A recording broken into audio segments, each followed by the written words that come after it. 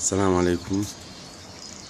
هاي مطر جديد طوله 6 أمتار، ارتفاعه مترين و40، عمقه متر و10 سنتيمتر.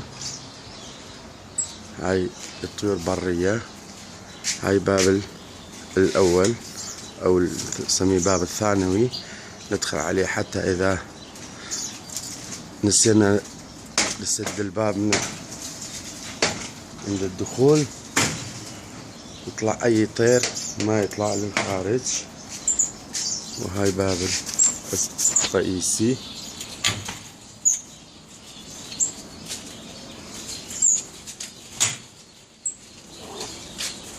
هاي نباتات كلها طبيعية، بس هاي صناعي بعده لم يكمل بالشكل كامل. هاي نباتات طبيعية، هاي كلها نباتات طبيعية. هاي نباتات طبيعية موجود. هاي المطير حاليا 9 أنواع من الطيور برية، طبعا كلها أزواج. هاي نشوف إذا قدرنا نصوره.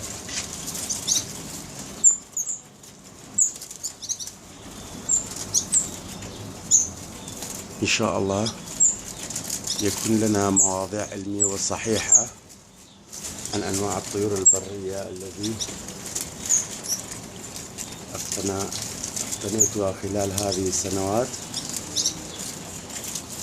عن طريق جمعية مربي وهواة الطيور العراقية.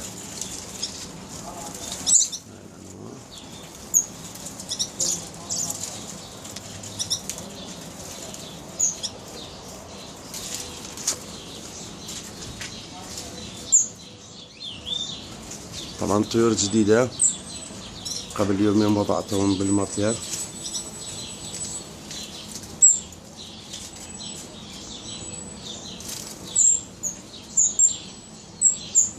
وشكرا.